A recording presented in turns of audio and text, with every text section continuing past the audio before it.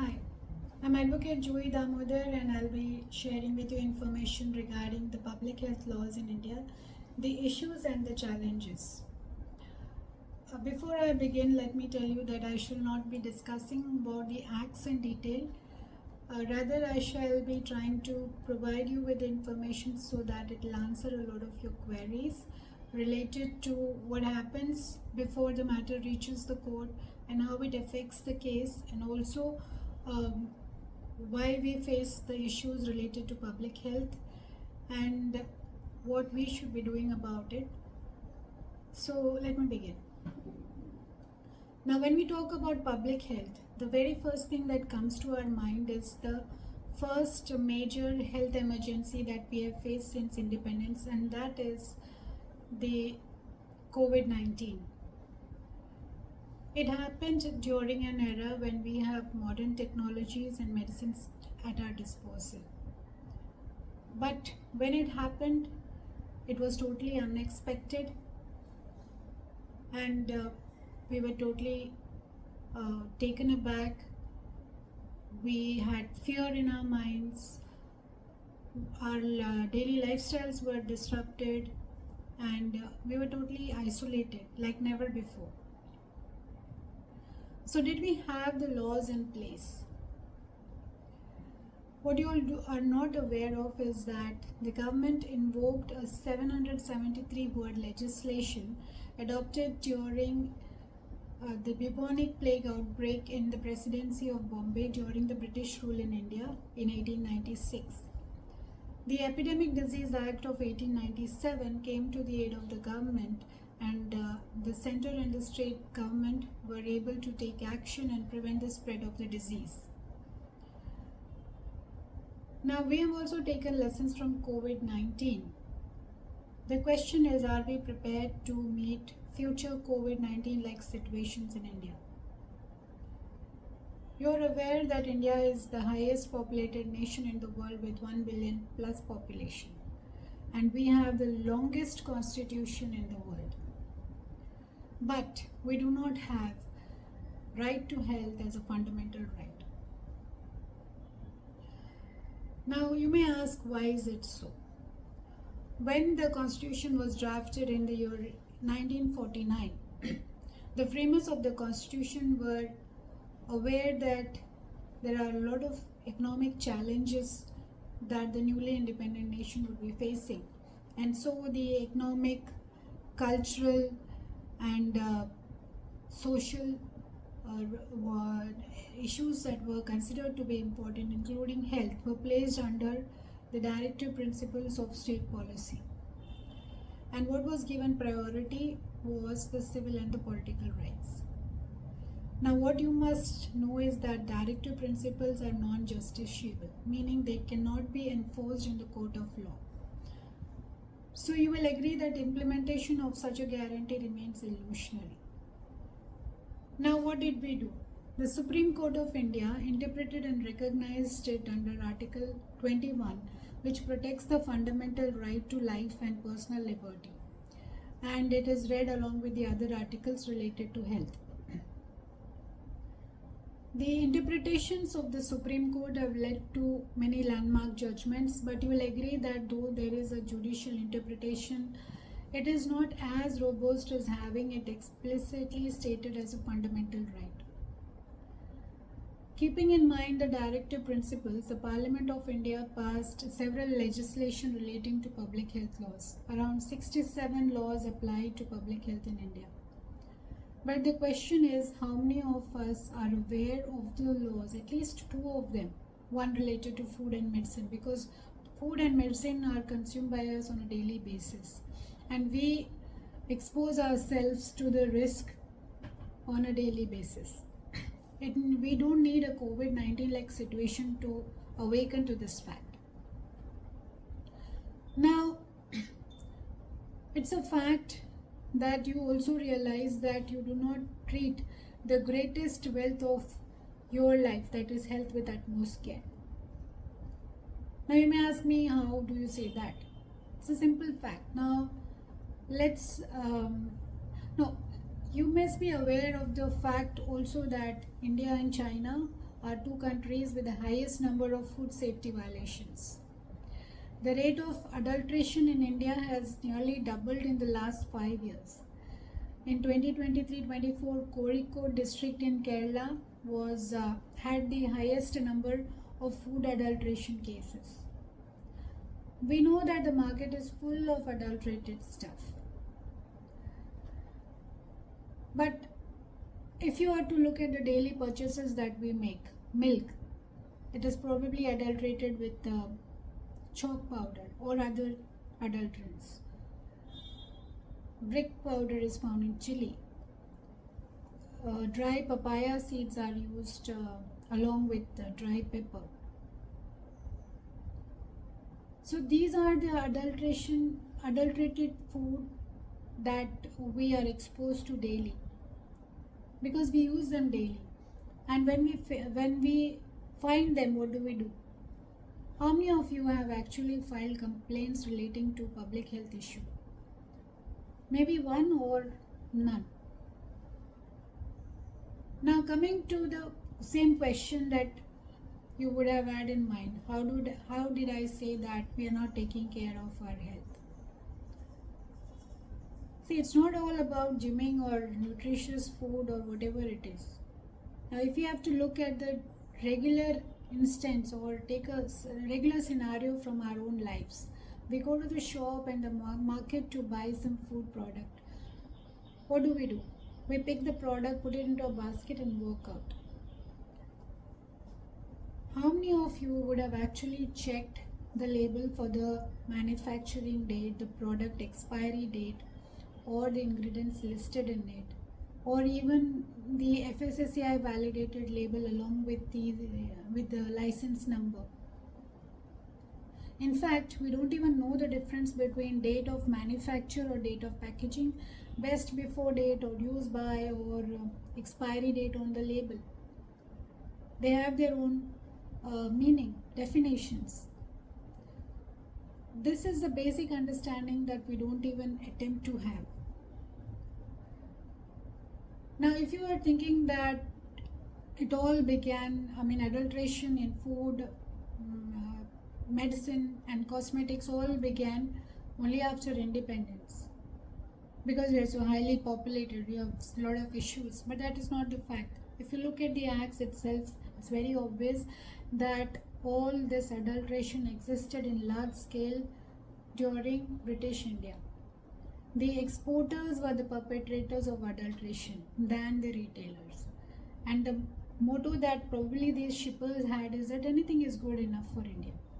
And that is exactly why they took why they had this caveat emptor as their safeguard. And now when you are accepting whatever is being provided by you, what is the impression that you're giving? It's the same impression that they had. Anything is okay with you.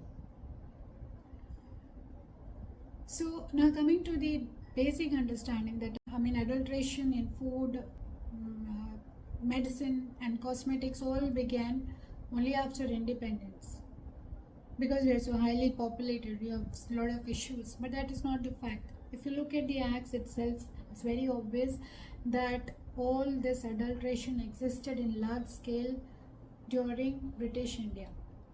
The exporters were the perpetrators of adulteration than the retailers.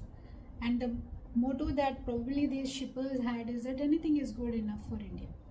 And that is exactly why they took why they had this caveat emptor as their safeguard. And now when you are accepting whatever is being provided by you, what is the impression that you're giving? It's the same impression that they had. Anything is okay with you. So now coming to the basic understanding that I want you all to have about the acts or share among your family members is the Food Safety and Standard Act 2006. Earlier we had different acts, around 8 of them, and all of them were repealed. And this particular act became a pivotal legislation in India because it aimed to consolidate and modernize the various food laws. It aimed to ensure safety and quality food products for our consumption. Among the various objectives of this act, like food safety, hygiene, quality assurance, food labeling, sanitation and hygiene, you must know that FSSAI has the power to recall food and withdraw it in case of food safety issues, so that the consumers do not consume contaminated and substandard food products. And when will this happen? It's only when you complain that you bought a food product, it was not fit for consumption, you face issues like food poisoning, and you go and give your complaints, and then only FSSAI will be aware of it, be aware of the fact that you have faced, and will try to take action. Now, if you ask where you can take action, FSSAI also handles this function, and they handle their consumer grievance redressal through their dedicated helpline, and you can even approach the food safety officer in your area or the food safety commissioner of your state. Now, the fact is that even with adequate statutes and legal backing, non-compliance with these safety standards and guidelines becomes an issue. So that is the reason why the matters get affected when it is in the court.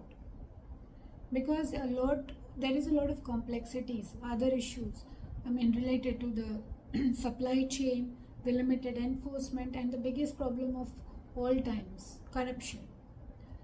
Now, coming to the legal point, what you must know that adulteration occurs in different stages. There are 3 different stages like production, distribution, and retailing. So it becomes difficult to trace and hold specific individuals or entities accountable. But now, just because of that, don't tell that even if we take action, even if we give a complaint, it is going to have all these issues. No, that is not the case. Until and unless you take the first step, nothing is going to ever take place. Now, for the instance, when it comes to the court, cases do get prolonged, you understand, and that is all because of all these challenges too. What happens before the thing comes to the court affects the case. Now, take for the instance of Punjab, Haryana and Himachal. During the last 3 years, 519 criminal cases were initiated and only 83 cases were resolved. That is only 16% of them. And as per the data that I have found, 1,411 prosecution cases have been filed by FSSAI. Now, is that the real number of food violations that have taken place? So, the fact is that adhering to guidelines is not just a legal requirement but also our own moral responsibility. Now, coming to the other act like medicines and cosmetics. The Drugs and Cosmetics Act 1940 is one such law that governs the manufacture, import, sale and distribution of drugs and cosmetics in the country to ensure their safety, efficacy and quality. So the control is exercised by the state licensing authorities. We have the Drugs and Cosmetics Amendment Act 2008, and we have also further have amendments in 2019. Now, in the Act of 2008, we have the guidelines for taking action on the sample that are declared spurious or not of standard quality in the light of enhanced penalties, which were not available earlier. Now there is imprisonment for life too, up to imprisonment for life, and the fine is not less than 10 lakhs or 3 times the value of the drugs confiscated, whichever is more. So the drugs, what do you mean by drugs? Basic understanding, all the medicines meant for internal and external use by humans or animals, and the substances used for diagnosis, treatment, mitigation or prevention of any disease in both animals and humans are included under this. So if you have any issues relating to your own medicines or related to those of animals, you can give your complaints. Now, the Act has categorized these drugs on which actions can be taken under 3 different categories. Category A, that deals with spurious and adulterated drugs. Now, spurious drugs are those like kind of imitation, where the true identity is concealed, and they are made to resemble a drug that is is an original drug with more popularity. So the main intention is to cash in on that popularity and to deceive the buyer. In case of adulterated drugs, it is nothing but one which has contamination and which is injurious to health. Even the licensed manufacturers are involved in such case. Not all, but some of them. Now, category B deals with grossly substandard drugs. Drugs that have serious defects affecting the quality, and that may be due to the gross negligence or non-confirmation of the good manufacturing practices that the manufacturers have to follow. Now, example I can say is that tablet that fail in disintegration, dissolution, or failure of potency, or if the active ingredient is below the prescribed limits. Now, next coming to the category C, it deals with the minor defects where there are minor variations in quality, like broken and chipped tablets, cracking of emulsion, change in color, weight variations, etc.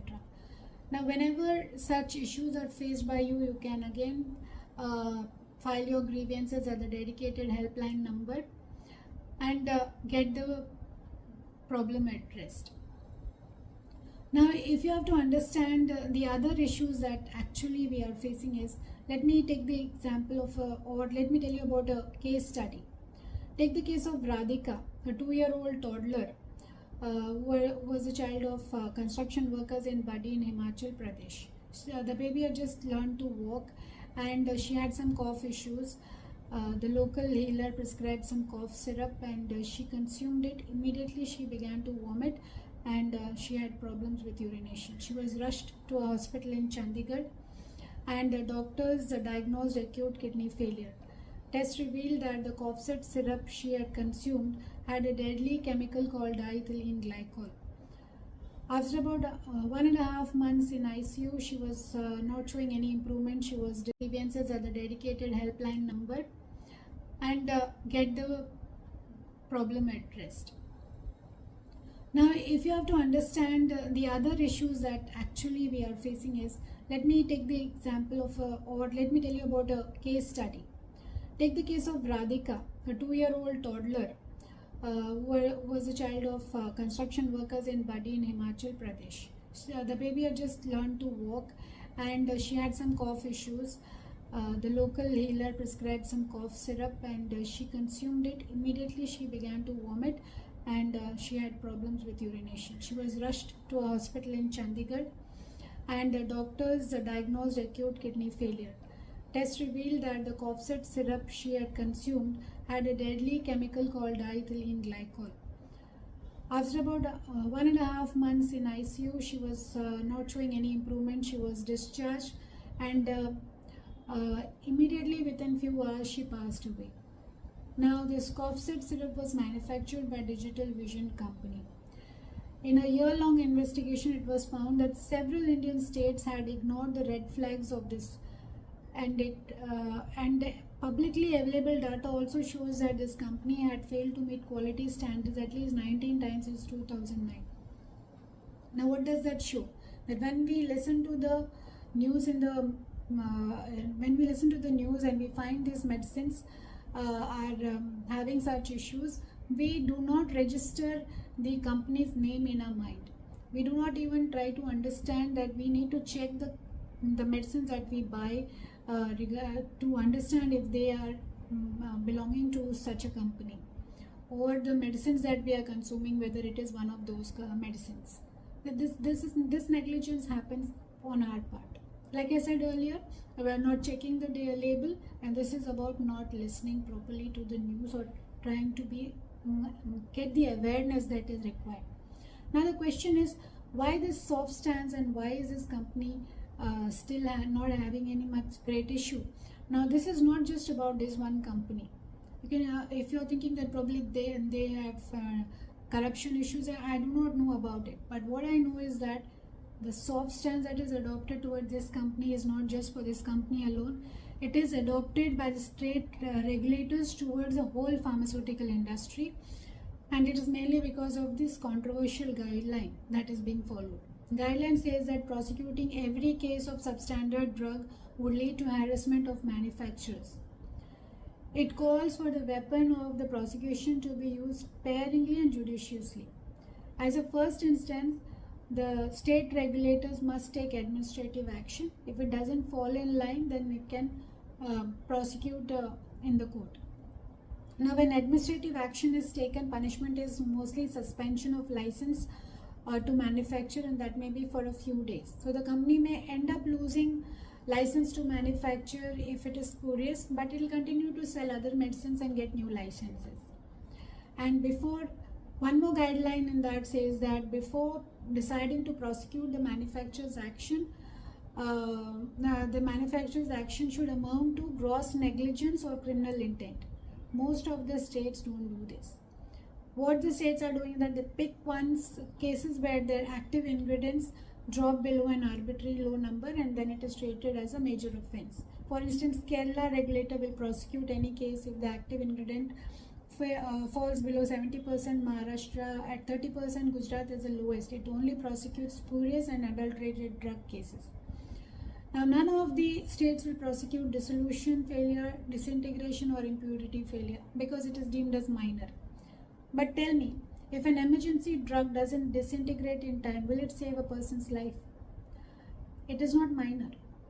So the bare fact is that distinction between minor and major offense is not scientific. Now the guidelines that we speak of clearly shows one thing, that it means it intends to protect the emerging pharma industry. Now take the example of Digital Vision itself. It has a sister concern by the name Orison Pharmaceuticals. And both these companies have received at least 16 warnings from different states. They have fabricated records, no basic paper trail, raw materials are not purchased from the licensed dealers. Now why I'm telling all this about all this is because all this matters. And then the same incident has been repeated by the same company in January 2020. Again, children affected in Ramnagar block in Udhampur. Their children below 5 years fell mysteriously ill. Medicine was cold test TC, and it again contained ethylene glycol. Glaring violations were found. Records and everything were missing or confusingly numbered. The samples were confusingly numbered. So what happened? The syrup was withdrawn from the market, production stopped. Did that end it? No. Again in 2023, another of its syrup failed in this quality testing. So what do we see? No, all is not lost. But what I'm trying to tell you is that we have to understand this. Now in 2023, major developments have shaped our health sector. Course corrections have been done, and stricter norms for cough syrup, etc. have been done, and ban on the cocktail drugs or FDCs were also done. You must have heard about the FDCs in the news in August. There 156 drugs, FDCs were banned. Now, are we aware of the FDCs only now? No. India has among the highest number of FDCs in the market than anywhere in the world. Many of them are potentially inappropriate. 41.5% were attributed to combinations listed as not recommended by WHO. So, and the fact is that in 2012, the Parliament panel first highlighted this problem. In 2014, the government set up a committee and they examined 3,450 samples, found 963 drugs were irrational, suggested an immediate ban. How many were banned? 499. What about the rest of the 464? They're still being sold.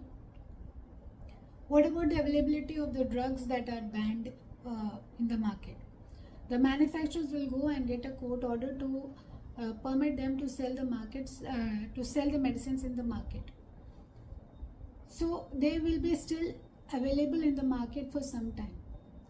Now the biggest question is, what about the other medicines?